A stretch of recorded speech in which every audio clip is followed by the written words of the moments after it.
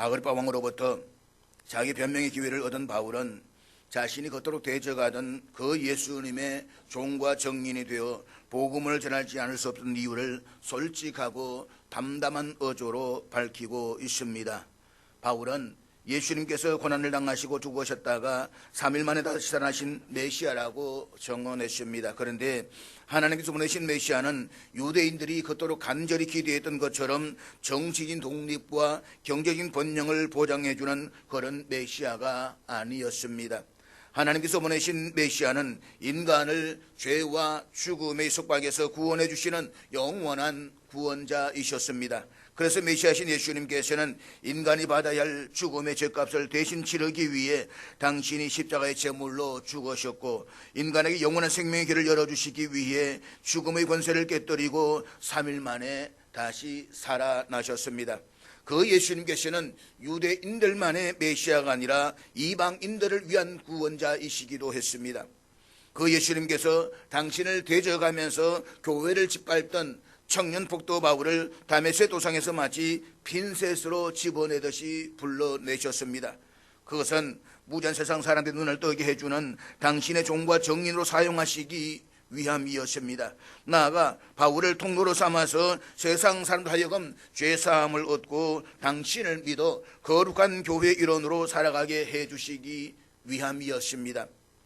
예수를 부르시며 응답한 바울은 그 이후로 유대인들은 물론이요 이방인들에게까지 영원히 썩음을 당하지 않는 예수 그리스도의 복음을 전했습니다. 하지만 바로 그 이유 때문에 바울은 가는 곳마다 유대인들로부터 온갖 박해와 살해 위협에 시달려야만 했습니다.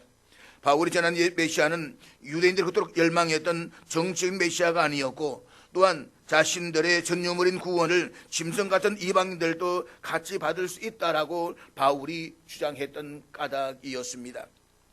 유대인들이 바울을 얼마나 정오했던지 예루살렘에서는 바울을 죽이기 전에는 먹지도 마시지도 않겠다고 서원한 40여 명의 유대인들이 암살단을 조직하기까지 했습니다.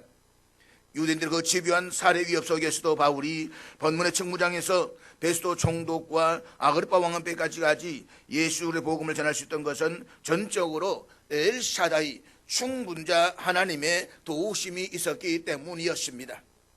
한편 바울이 아그리파 왕 앞에서 했던 정언은 결코 허구나 꾸며낸 이야기가 아니었습니다. 바울은 십자가에 못 박혀 죽으셨다가 3일 만에 다시 살아나신 예수님을 직접 만난 사람이었습니다. 바울은 메시아이신 예수님과 대화도 나누었습니다. 바울은 본문의 청문을 향해서 메시아이신 그 예수님께서 자신을 어떻게 구원하셨으며 그동안 어떻게 자신을 당신의 도구로 사용해 오셨는지 자신의 체험을 간정했습니다. 더구나 메시아의 죽음 당하심과 다시 사심에 대한 바울의 정언은 바울이 처음으로 언급했던 내용이 아니었습니다. 그것은 지난주에 살펴보았던 것처럼 이미 오래전에 구약의 선지자들과 모세가 예언했던 그 내용이었습니다. 그래서 바울은 그 사실을 강조하는 것으로 자기 변명을 끝맺었습니다. 이제 바울은 할 말을 다 했고 짧은 시간에 예수 그리스도의 복음을 충분히 정언했습니다. 오늘의 본문은 바울의 자기 변명이 끝난 이후에 바울로부터 복음 증거를 들었던 아그리파 왕과 베스도 총독이 어떻게 반응했는지를 보여주고 있습니다. 본문 24절 말씀 우리 같이 보도록 하겠습니다.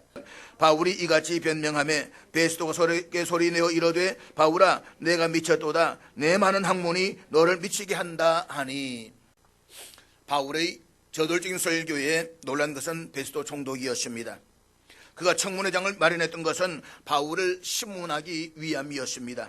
자신보다 유대 사정을 잘 알고 있는 아그리파 왕을 통해서 바울을 로마 황제에게 죄인으로 호송할 이유를 찾기 위함이었습니다. 그런데 그 청문회장의 자리가 오히려 바울로 하여금 나사렛 예수를 전하는 전도의 기회가 되고 말았던 것입니다.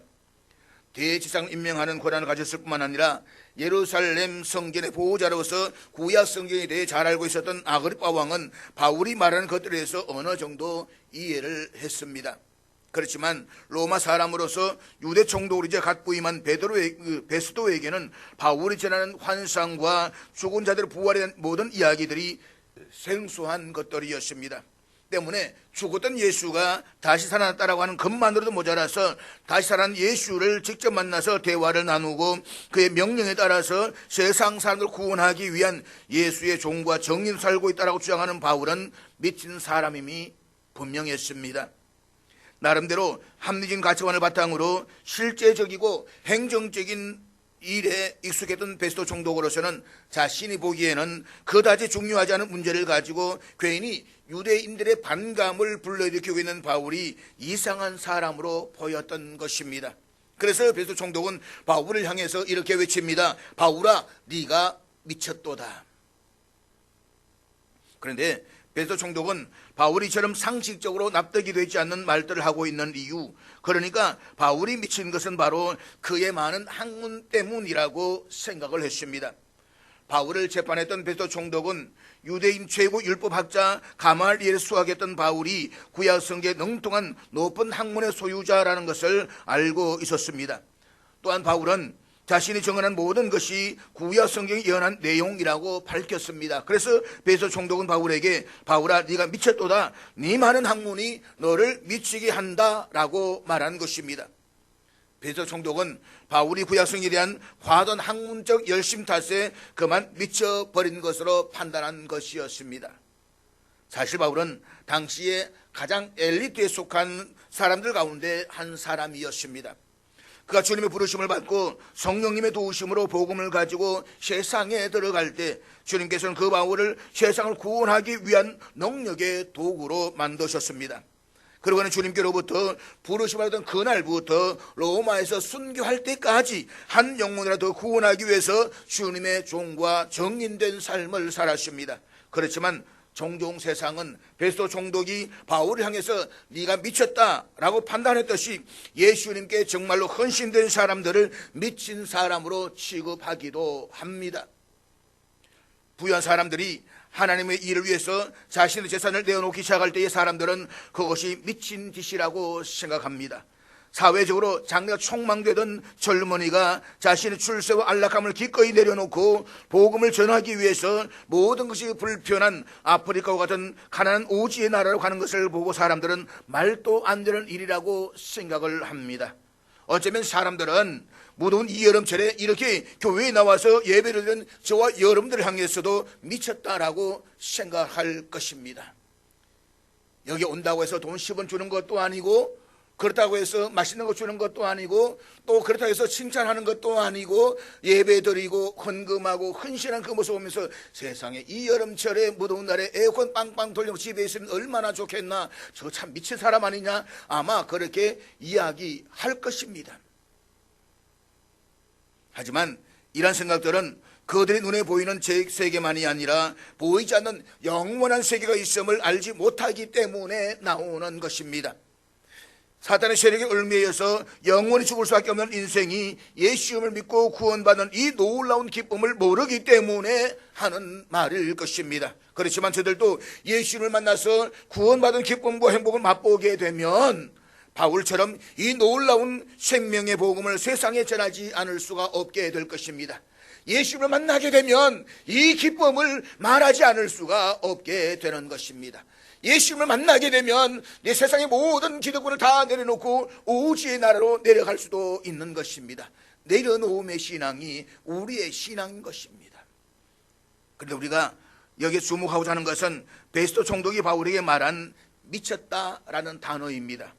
우리말로 미쳤다라는 말은 헬라어로 마이네라고 말합니다. 그리고 미치광이라는 말은 마이리안이라고 말합니다. 제가 헬라어로 소개하는 이유는 이 말이 마니아라고 하는 말이기 때문입니다. 마니아, 매니아. 우리는 이 마니아라는 말을 흔하게 쓰고 있습니다. 원래 마니아라는 말은 미쳤다라는 말입니다. 광적이라는 말입니다. 그래서 컴퓨터 마니아라고 말하면 컴퓨터에 미친 사람이고, 게임 마니아라고 말하면 게임에 미친 사람을 이야기를 합니다. 원래 나쁜 뜻을 가진 이 말이 이렇게 좋아서 미친다라는 뜻으로 쓰여지고 있습니다. 그래서 사람들은 부분적으로나마 저마다 무엇인가 미쳐서 살아갑니다. 무엇인가 미치지 않으면 제정신으로 살아갈 수 없는 세상입니다. 모든 인생은 무엇인가 다 미쳐서 살아갑니다. 그래서 어디에 미치에 따라서 그의 인생은 전혀 달라질 수가 있습니다. 마약에 미친 사람이 있습니다. 도박에 미친 사람이 있습니다. 육체적 쾌락에 미친 사람들도 있습니다. 이런 사람들은 자기 자신을 폐가 망신시키는 것만이 아니라 또 나아가서 주변의 사람들도 힘들게 하고 망하게 합니다. 반면에 좋은 일에 미친 사람들이 있습니다. 바다를 보고 바다에 미친 사람들에 의해서 해양 운송수단이 발전하고 결과적으로 세계가 연결되었습니다. 하늘을 보며 하늘에 미친 사람 덕분에 우리는 비행기를 타고 한나절 만에 지구 반대편에 이를 수가 있게 되었습니다. 예수로 미친 믿음의 사람들 덕분에 이 땅에도 복음이 전해졌고 오늘의 우리는 이처럼 불강한 국가에서 풍요를 누리며 살아가고 있습니다. 그러므로 우리는 좋은 일에 미쳐야만 합니다. 거룩한 일에 미쳐야만 합니다.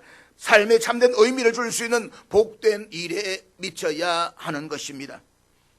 베스도가 보았을 때 바울은 예수 마니아였습니다. 예수께 미친 사람이었습니다. 예수 미치광이었습니다. 이 말은 결코 불명예스러운 말이 아닙니다. 적어도 예수 믿는 사람들은 예수에 미쳤다라는 말을 들을 수가 있어야 하고 또 반드시 들어야만 하는 것입니다. 미쳤다 하나만 생각한다는 것입니다. 한 가지에만 전적으로 몰두한다는 것입니다. 그 한 가지를 위해서라면 생명도 바칩니다. 뿐만 아니라 그것을 위해서는 바치는 희생을 즐거움으로 삼는 것입니다. 이것이 바로 미친 것입니다. 예수 미치광이 예수밖에 모릅니다. 성경밖에 모릅니다. 교회 봉사하는 것밖에 모릅니다. 남들이 알든 모르든 상관이 없습니다. 나만은 항상 기쁩니다. 항상 만족합니다. 이것이 예수 마니아인 것입니다. 그렇다면 여러분은 어떻습니까? 우리 모두가 이 시대의 바울과 같이 예수 마니아, 예수께 미친 진짜 그리스도인들 다 되시기를 주의 이름으로 축복합니다. 네가 미쳤다 라는 베스도 총독의 말에 바울이 이렇게 대답을 하는데 보면 25절 말씀을 우리 다 같이 읽도록 하겠습니다. 바울이 이르되 베스도 각하여 내가 미친 것이 아니요 참되고 온전한 말을 하나이다. 자기에게 미쳤다 라고 말하는 베스도 총독에게 바울은 화를 내거나 감정적인 반격을 하지를 않았습니다. 오히려 그는 정중하고 공손한 태도로 대응하고 있습니다. 그것은 자신은 참되고 온전한 말을 한다는 것이었습니다. 우리말로 하나이다 라고 번역된 헬라어 동사는 선포하다 라는 의미입니다. 그러니까 자신이 미쳤거나 정신 나간 소리를 하고 있는 것이 아니라 참되고 온전한 말을 지금 명확하게 하고 있다는 것이었습니다. 바울이 한 이야기는 단순한 자기 과거의 회상이 아니라 청문회 자리에 참석한 모든 사람들 향한 일종의 예언적 선포였습니다. 바울은 자신의 변명을 통해 그들이 자기들 잘못을 깨닫고 회개하여서 하나님께로 돌아오기를 바라는 마음으로 선포하였던 것입니다. 바울의 대답은 본문 26절로 이어지는데 우리 26절 같이 읽도록 하겠습니다. 왕께서는 이 일을 아시기로 내가 왕께 담대히 말하노니 이 일에 하나라도 아시지 못함이 없는 줄 믿나이다. 이 일은 한쪽 구석에서 행한 것이 아니리이다. 우리말 성경으로는 바울의 이 말이 언뜻 아그리파 왕에게 한 말인 것처럼 들려집니다. 그렇지만 헬라어 원문에 의하면 바울은 이 말을 베스도 총독에게 하고 있습니다. 아그리파 왕에게 말하는 부분은 27절부터 이어지는 것입니다. 따라서 원문의 의미를 우리말로 보다 상세하게 옮기면 바울은 베스도 총독에게 이렇게 말했습니다. 아그리파 왕께서도 이 일에 대해 알고 계시기에 내가 그에게 거리낌 없이 말씀을 드린 것입니다. 나는 그가 이 일 가운데 무엇 하나 모르는 것이 없음을 확신하고 있습니다. 왜냐하면 이 일은 어느 구석에서 은밀하게 일한 일이 아니기 때문입니다. 청문회는 신임 총독 베스도를 인사차 방문한 아그리파 왕이 바울의 진술을 들어보기 위해서 베스도 총독이 요청함으로써 이루어진 것입니다. 그래서 청문회가 시작될 때에 아그리파 왕은 26장 1절을 통해서 너를 위하여 말하기를 내게 허락하노라 라고 선포하였고 바울은 그 아그리파 왕의 이름을 부르면서 23절의 내용에 이르기까지 계속해서 아그리파 왕의 얼굴을 보면서 예수님을 정언했던 것입니다. 바울은 베스도 총독에게 그 사실을 강조하면서 자신이 아그리빠 왕이 걸었던 거리낌 없이 예수님의 죽임당하심과 다시 사심에 대해서 정언한 것은 그가 그 모든 사실에 대해서 이미 알고 있기 때문이라고 말하고 있는 것입니다. 바울은 예수님의 죽임당하심과 다시 사심에 대해서 아그리빠 왕이 모르는 것이 없다라고 확신하고 있습니다. 그것은 아무도 모르는 곳에서 엄밀하게 일어난 사실이 아니라 예수님의 거룩한 성전이 있는, 하나님의 성전이 있는 이곳과 또 유대인들의 신앙과 삶의 중심지인 예루살렘에서 공개적으로 일어난 일이었기 때문입니다. 예수님의 삶 자체가 공개 지역이었고 또 예수님의 십자가의 죽음과 부활도 모두가 다 보는 데 이루어진 공개적인 사건이었던 것입니다. 그러므로 대제사장의 임명권자의 동시에 예루살렘 성전의 공식적인 보호자였던 아그리빠 왕이 예수님에 대한 보고를 받지 못했을 리가 없습니다.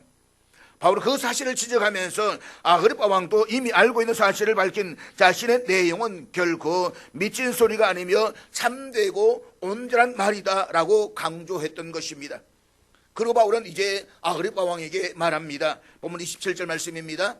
아그리빠 왕이여 선자를 믿으시나이까? 믿으시는 줄 아나이다. 본문에 아그리빠 왕은 정확하게 말하자면 헤롯 대왕의 손자인 아그리빠 2세입니다. 헤롯 대왕은 본래 이방인인 이두메인이었는데도 로마 제국의 비호 아래에서 유대인의 왕자에 올라서 헤롯 왕조를 창시했습니다. 그의 손자인 본문의 아그리빠 2세는 갈릴리와 베레아 지방의 분봉왕이었지만 그는 대제사장의 임명권을 갖고 있었을 뿐만 아니라 예루살렘 성전의 공식적인 보호자이기도 했습니다. 이와 같은 그의 직책상 그는 이두메인의 후손이면서도 구약 성경의 내용을 잘 알고 있었던 것입니다. 그 아그리빠 왕에게 바울이 선자를 믿으십니까? 라고 묻고 있는 것입니다.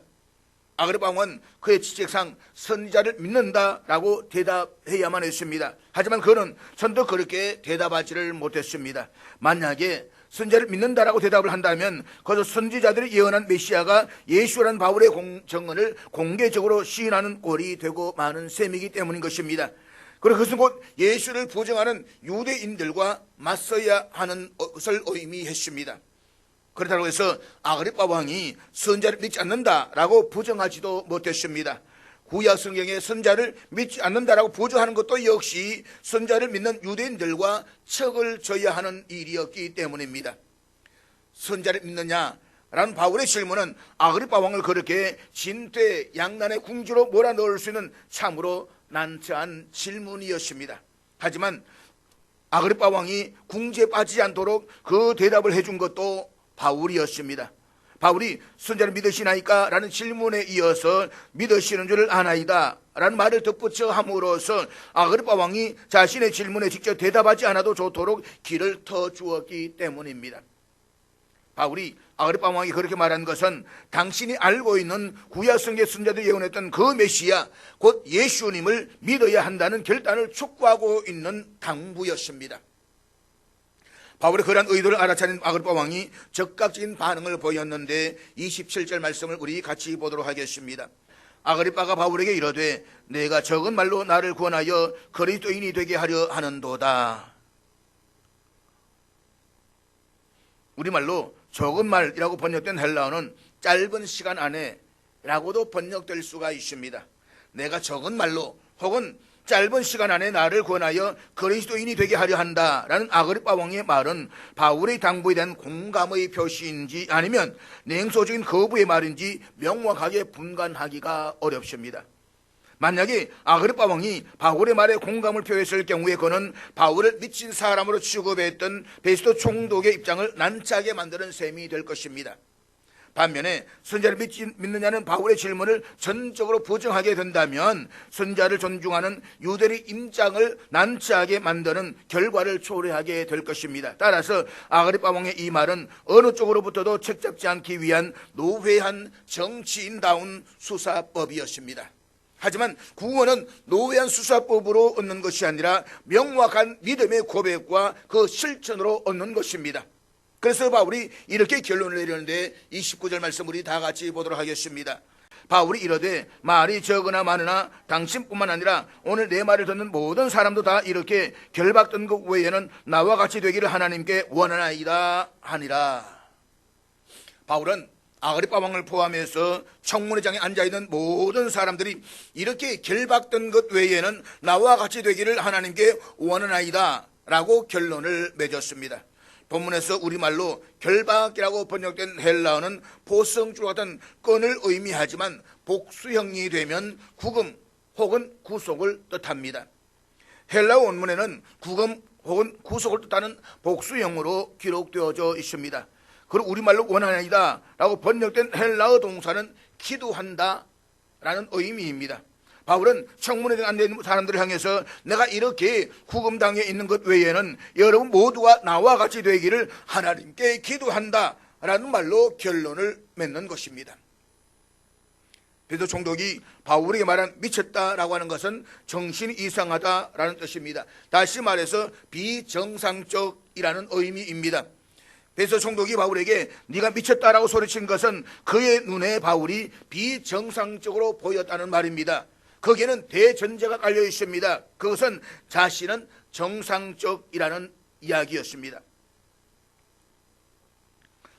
그렇지만 바울은 자신은 미치지 않았고 참되고 온전한 말을 한다라고 해명했습니다.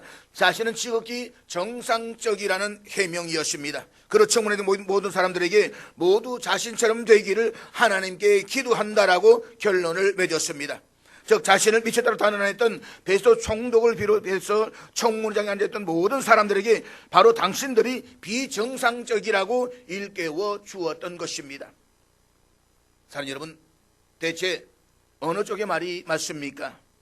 바울이 비정상적이라는 베드로 총독의 말이 맞습니까? 아니면 청문회장에 앉아있는 그 사람들이 모두 비정상적이라는 바울의 말이 맞습니까? 화려한 관복과 예복을 입고 청문회장에 앉아있는 베스토 총독과 아그리빠 왕을 비롯한 그 일행들은 로마 제국의 식민지인 이스라엘에서 최고의 지배자들이었습니다. 그들에게는 검력과 인력과 인맥이 있었습니다. 그들은 부귀 영화를 누렸고 마음먹은 것은 무엇이든지 할 수가 있었습니다. 그들에게 세월은 더 높은 지위와 더 많은 소유를 향한 과정일 뿐이었습니다. 그들에게는 행복의 원천도 기쁨의 원천도 오직 부귀 영화였습니다. 이스라엘 땅에서 그들보다 더 부귀 영화를 누리는 사람들은 없었습니다. 그들은 화려한 관복과 예복을 입고 저마다 자기 자신을 과시하면서 지금 청문회장에 앉아 있습니다. 그들에 비해서 청문회장 앞에 서 있는 바울을 한번 상상해 보십시오. 그는 지난 2년 동안의 옥살이로 겉으로는 그의 몰골은 마치 거지와 같았습니다. 주머니에 동전 한 입 들어있을 리 없는 바울에게는 세상적으로 그들 앞에 내세우거나 자랑할 것이라고는 아무것도 없었습니다. 겉으로 드러난 외모만 놓고 보더라도 바울은 상중할 가치조차 없는 사람임에 틀림없었습니다. 외형적으로 하자면 오히려 바울이 지금 자기 앞에 앉아있는 그 사람들을 부러워하면서 하나님께 나도 저 사람들처럼 살게 해달라고 하나님께 기도해야 할 것 같습니다. 그러나 사실은 그 반대였습니다. 희한하게도 바울은 청문회장에 앉는 사람들 앞에서 조금도 기가 죽거나 주눅이 들지 않았습니다. 거린 같은 초라한 몰골의 바울이 그 땅의 지배자들 향해서 오히려 이렇게 당당하게 선언했습니다. 내가 이렇게 구금을 당해 있는 것 이외에는 여러분 모두가 나와 같이 되기를 하나님께 기도하노라. 무엇인가 몰두한다 라는 의미에서 바울은 정말 예수님께 미친 사람이었습니다. 그에게는 세상에 근과 엄은 없어도 메시아이신 예수님께서 함께하고 계셨습니다. 십자가의 제물로 죽으신 자신의 죄값을 대신 치러주신 예수님, 죽음의 권세를 깨뜨리시고 다시 살아나셔서 자기 앞에 영원한 생명의 길을 열어주신 예수님, 진리와 생명의 빛으로 자신의 발걸음을 밤낮으로 인도해 주시는 예수님, 그 예수님의 종과 정의인으로 살아가는 것보다 바울에게 더 가치 있는 일은 없었습니다. 그래서 바울은 일평생 예수님께 미쳐서 살았습니다. 그리고는 청문회장에 앉아있는 고관 대지들 향해서 당당하게 선언했습니다. 모두 나와 같이 되기를 하나님께 기도하노라. 바울은 그 마지막 선을 남기고 청문회장에서 퇴장했습니다. 다음 주일에 살펴보겠지만 로마 황제에 상수한 바울은 법문 직후에 로마를 향해 출발했습니다. 그러므로 청문회에 참석한 사람들은 바울이 청문회장에서 퇴장한 이후에 다시는 바울을 보지 못했습니다. 바울의 퇴장으로 바울과 청문회장에 참석했던 사람들과의 만남이 종결된 것입니다. 그러나 과연 그렇겠습니까? 그들이 바울을 다시는 보지 못했다라고 해서 바울의 퇴장이 그들에게 흔적도 없이 바울이 정발했다는 것을 의미했겠습니까? 결코 아닙니다. 바울의 몸은 퇴장했지만 내가 이렇게 구금을 당해 있는 것 외에는 모두 나와 같이 되기를 하나님께 기도하노라고 당당해서라도 그 바울의 모습과 그 음성은 시간이 지나갈수록 그들의 마음속에 더욱더 또렷하게 되살아났을 것입니다. 사랑하는 여러분, 살아있는 인간은 언젠가 반드시 퇴장하기 마련입니다. 살아있는 동안에도 때가 되면 자신의 직책이나 자리에서 퇴장해야만 합니다.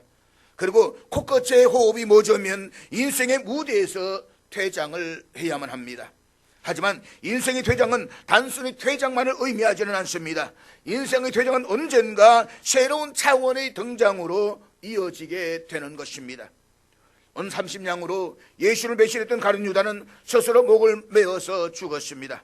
인생의 무대에서 퇴장한 것입니다. 그러나 그와 동시에 그는 다시 등장했습니다. 그로 진리를 짚밟는 인생이 얼마나 비참한 인생을 초래하는지 그래서 오늘 수많은 사람 향해서 웅변하고 있습니다. 그래서 세상 어느 누구도 이름을 가룟 유다로 짓는 사람은 아무도 없습니다. 복문의 청문회장에서 모두 나와 같이 되기를 하나님께 기도하는 당당히 선언했던 바울은 로마에서 참수당해 죽었습니다. 역사의 무대에서 퇴장한 것입니다. 그와 동시에 바울 역시 다시 등장했습니다. 그리고 3일만 다시 살아나신 예수님 안에서 후회 없는 영원한 생명을 살아있음을 2000년 시간 전 오늘 이 시간까지 시간과 공간을 뛰어넘어서 이 순간에도 우리 모두를 향해서 역설해 주고 있습니다. 나처럼 살아라고, 나와 같은 사람이 되라고, 영원한 천국을 사모한 살아라고.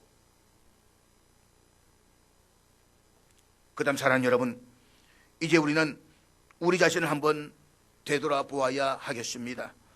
우리가 세상적으로는 비록 가진 것이 없고 보잘것 없다라고 할지라도 바울처럼 세상 살면서 여러분들 모두가 나와 같이 되기를 하나님께 기도하노라고 당당하게 선언할 수 있는 진짜 그리스도인으로 지금 살아가고 있습니까? 만약 오늘이 어떤 의미에서든 우리 각자가 퇴장해야 하는 시간이라고 한다면 우리의 퇴장은 어떤 의미로 등장해지겠습니까? 바울처럼 모든 사람들이 닮고 싶어하는 진면교사로서의 등장이겠습니까? 아니면 가룟 유다처럼 닮아서는 안 될 표정인 반면교사로서의 등장이겠습니까?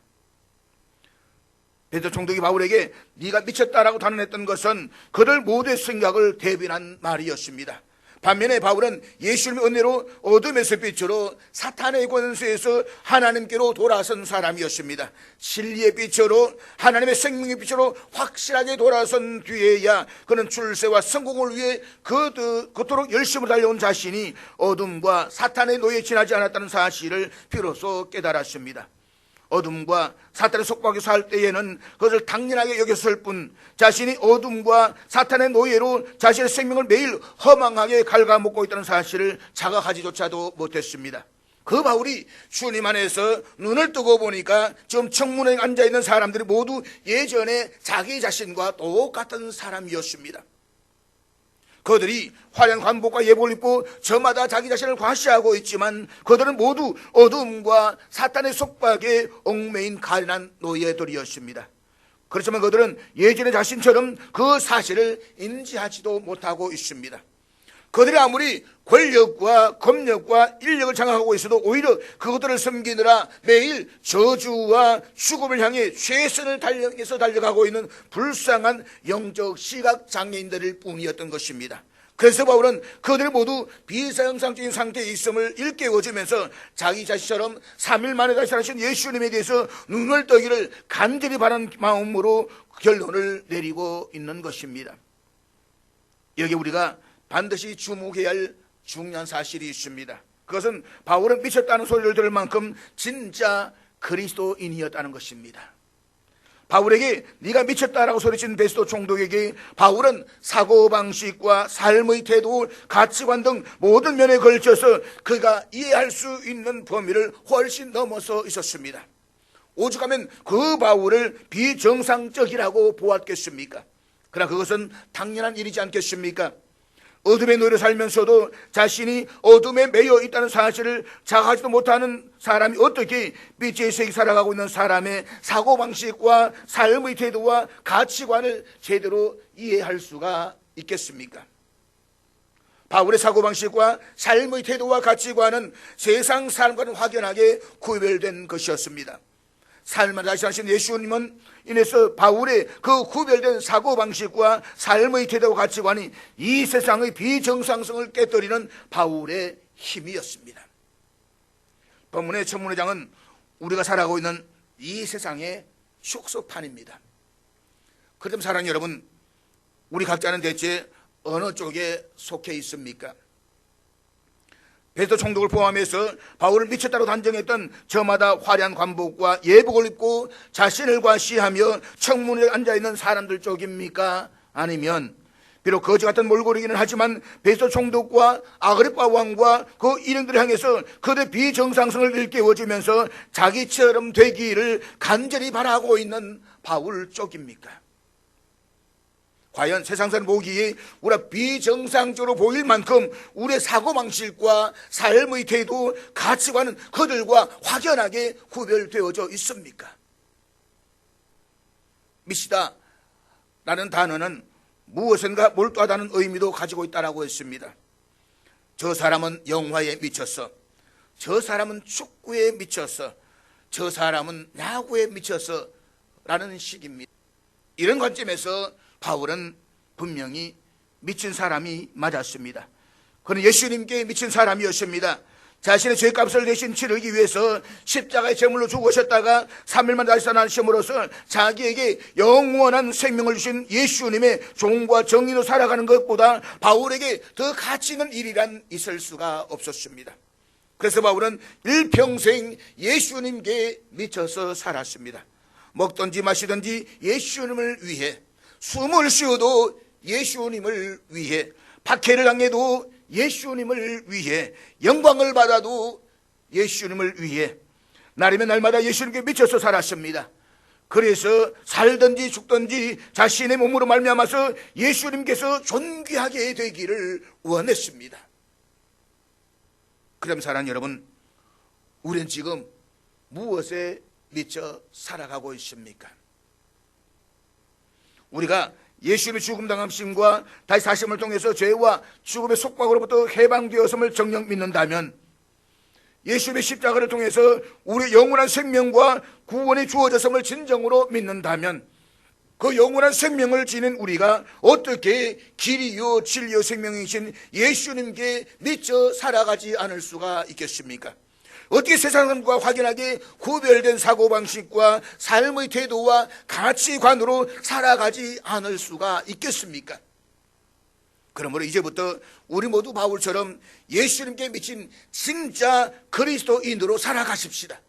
먹든지 마시든지 성공하든지 실패하든지 건강하든지 병들든지 우리의 삶을 통해 오직 예수님만 존귀하게 드러나게 하십시다.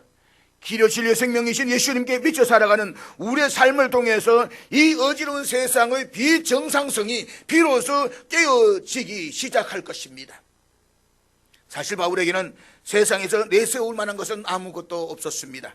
그는 이미 다 배설물로 여겼습니다. 또한 그는 가난했으며 병약했고 노쇠했습니다. 하지만 그는 이 세상 어느 누구보다도 부러워하지 않았습니다. 우리 이 세상의 지배자들 향해서 모두 나와 같이 되기를 하나님께 기도하노라고 당당하게 선언했습니다. 세상의 검력이나 권력으로는 결코 살 수 없는 예수 그리스도는 영원한 생명을 그에게 지니고 있었기 때문이었습니다. 그 바울은 일평생 예수님의 종과 정인으로 살다가 로마에서 참수형을 당해 죽음으로써 역사의 무대에서 퇴장했습니다. 그러나 그는 다시 등장해서 지금 우리가 걸어가는 이 길이 맞다고, 우리의 믿음의 여정이 맞다고, 흔들림 없이 이 길을 계속해서 걸어가라고 우리의 믿음을 북돋아주고 있습니다.